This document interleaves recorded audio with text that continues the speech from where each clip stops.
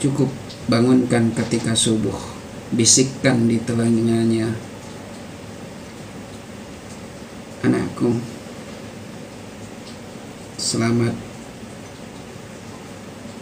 mudah-mudahan berkah umur ini. Gak perlu bangunkan tengah malam, apalagi sampai tiup lilin. Cukup bangunkan sholat subuh. Setelah sholat subuh, sampaikan ucapan itu. Bila perlu dalam doa sholat subuh itu, sampaikan langsung apa permohonan, apa permintaan kita. Bismillahirrahmanirrahim.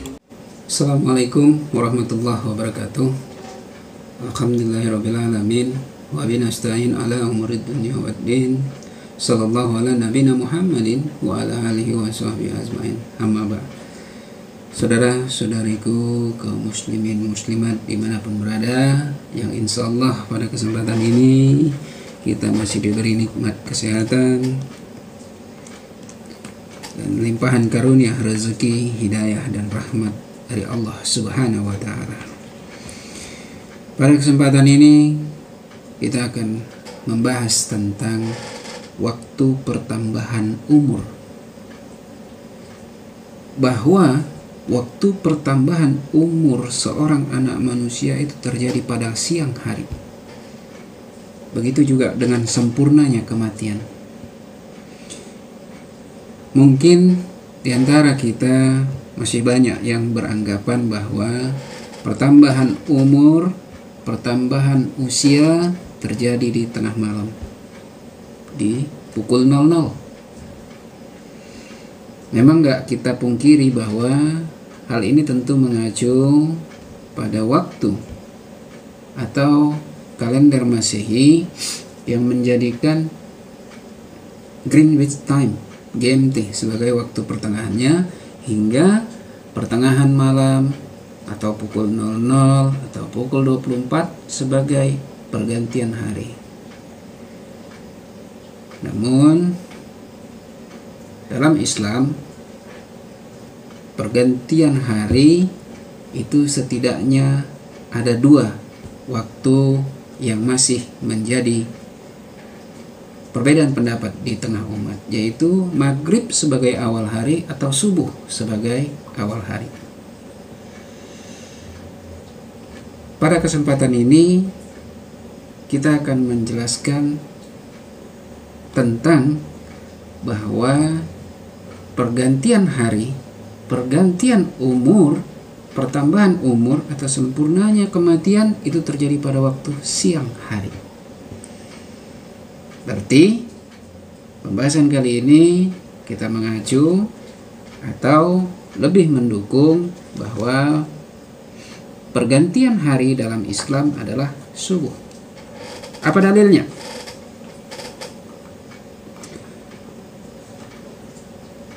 Dalilnya disebutkan di surat Al-An'am ayat 60. Wa huwallazi yatawaffakum bil-laili wa ya'lamu ma jarahtum bin-nahar. Dan dialah yang menidurkan kamu di malam hari, dan dia mengetahui apa yang kamu kerjakan di siang hari. Summa yab'asukum fihi liyuqda ajalun musamma. Dan dia membangunkan kamu pada siang hari untuk disempurnakan umurmu yang telah ditentukan.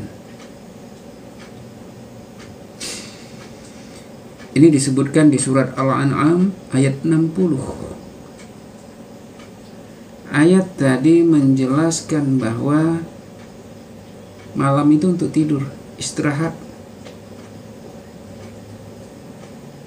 Dalam tafsir Al-Qurtubi menyebutkan bahwa malam, menidurkan kamu di waktu malam hari ini, yatawaffakum bil-laili, itu artinya menahan ruh dalam tafsir Al-Qurtubi. Jadi pada malam hari itu ruh manusia ditahan, dan siang untuk beraktivitas. Lalu kemudian manusia dibangunkan pada siang hari untuk disempurnakan umurnya, summa yab'asukum fihi liyuqda ajalun musamma. Dalam tafsir Al-Qurtubi menyebutkan ini sempurnanya kematian. Jadi membangunkan di siang hari untuk disempurnakan umur itu artinya adalah kematian. Dalam tafsir At-Tabari dijelaskan dari Asy-Syudi menjelaskan bahwa maknanya ini adalah rentang waktu kehidupan sampai mati. Sedangkan dari Abdullah bin Katsir masih dalam tafsir At-Tabari menjelaskan bahwa maknanya itu jatah hidup mereka. Jadi kalau kita jelaskan, pertambahan usia juga terjadi pada siang hari. Kenapa? Karena pertambahan usia manusia sesungguhnya berkurangnya jatah kehidupan mereka. Semakin dekatnya rentang kehidupan menuju kematian, semakin dekatnya waktu menuju kematian, maka bertambahnya usia sejatinya itu adalah berkurangnya waktu menuju kematian. Jadi pertambahan usia manusia itu terjadi pada siang hari, dan sempurnanya kematian juga pada siang hari. Jadi kalau mengacu ayat ini dan tafsir yang kita sebutkan tadi, bahwa nggak perlu sebenarnya kita sampai begadang nunggu atau nunggu pergantian pertambahan usia, karena ayat di atas telah jelas memberikan gambaran bahwa pertambahan usia, pertambahan umur, hari ulang tahun kita itu terjadi pada siang hari. Siang hari itu kapan tepatnya? Untuk menentukan kapan dimulainya siang hari itu sendiri, tentu kembalikan kepada ayat tersebut. Bahwa ayat tersebut menyebutkan, kemudian dia membangunkan kamu pada siang hari untuk disempurnakan umurmu yang telah ditentukan. Kapan rupanya umat Islam bangun? Tentu pagi hari. Sebelum subuh persiapan. Apa kegiatan kita yang pertama? Ibadah yang pertama umat Islam, sholat dan puasa itu dilakukan pada waktu subuh. Wa aqimis sholata tarafain nahari wa zulafan minal lail, dan dirikanlah sembahyang itu pada kedua tepi siang dan pada sebagian permulaan malam. Ayat ini disebutkan dalam surat Hud ayat 114 menjelaskan bahwa sholat pada kedua tepi siang itu adalah subuh, zuhur yang pagi. Ujung petangnya, tepi siang petangnya yaitu asyar dan maghrib. Sedangkan permulaan malam itu adalah isya. Mungkin ada perbedaan pendapat, namun ini lebih mendekati, apalagi bila kita sambungkan dengan ayat yang lain, yaitu surat Al-Baqarah di ayat 238. Hafizu ala sholawati was sholatil wusta wa qumu lillahi qanitin. Peliharalah semua sholatmu dan peliharalah sholat wusta. Berdirilah untuk Allah dengan khusyuk. Sholat wusta ini adalah sholat yang pertengahan, sholat yang paling utama. Kapan itu? Itulah sholat asar, pertengahan waktu. Bahkan ada hadis yang menyebutkan jika kita meninggalkan sholat asar, maka apa yang kita kerjakan saat hari itu gugur.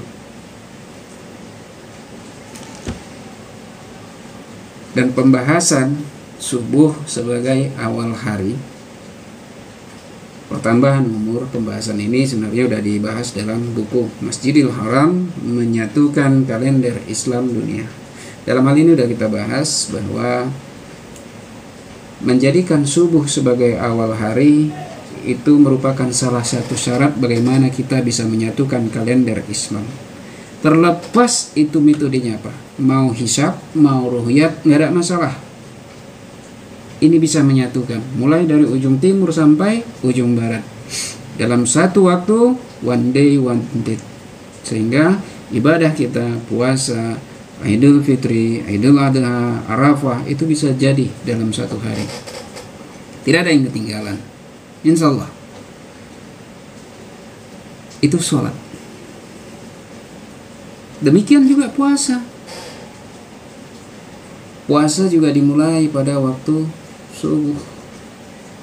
Wa kulu washrabu hatta yatabayyana lakumul khaytul abyadu minal khayti aswadi minal fajr. Dan makan minumlah hingga terang bagimu benang putih dari benang hitam, yaitu fajar, subuh. Jadi ketika kita mau membangunkan anak, mengucapkan selamat ulang tahun, mengucapkan rasa syukur, cukup bangunkan ketika subuh, bisikkan di telinganya, anakku, selamat, mudah-mudahan berkah umur ini. Gak perlu bangunkan tengah malam, apalagi sampai tiup lilin. Cukup bangunkan sholat subuh. Setelah sholat subuh, sampaikan ucapan itu. Bila perlu dalam doa sholat subuh itu, sampaikan langsung apa permohonan, apa permintaan kita. Waktu yang terbaik, karena subuh termasuk salah satu waktu terbaik untuk kita berdoa. Maka membangunkan anak, mengucapkan selamat ulang tahun, semoga umurnya berkah, lebih baik di waktu subuh. Mudah-mudahan ini bisa menjadi pembelajaran bagi kita, khususnya bagi diri pribadi saya. Semoga tetap istiqomah di jalannya, istiqomah menuntut, mencari, mendalami Al-Quran dan ilmu-ilmu Allah. Semoga kita tetap dibimbing di jalannya, jalan yang lurus, jalan yang penuh berkah, hingga menuju rahmatnya. Demikian, terima kasih. Billahi taufiq wal hidayah. Assalamualaikum warahmatullahi wabarakatuh. Terima kasih. Untuk download buku bisa langsung melalui website Hikmah 313, dan untuk saran, kritik maupun pertanyaan dapat melalui kolom komentar. Dan untuk dapat mengikuti video-video selanjutnya, silahkan untuk subscribe dan hidupkan notifikasi loncengnya. Billahi taufiq wal hidayah. Assalamualaikum warahmatullahi wabarakatuh.